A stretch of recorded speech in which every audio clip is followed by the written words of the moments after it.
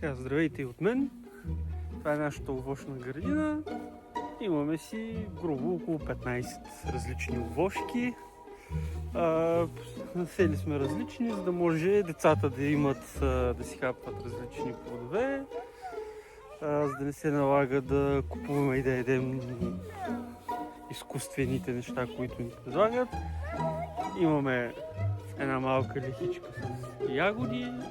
Тук от двете страни на оранжерията ще бъде и нашата зеленчукова градина. Сега след зимата е доста така оставена. Заедно ще я превърнем да изглежда както трябва.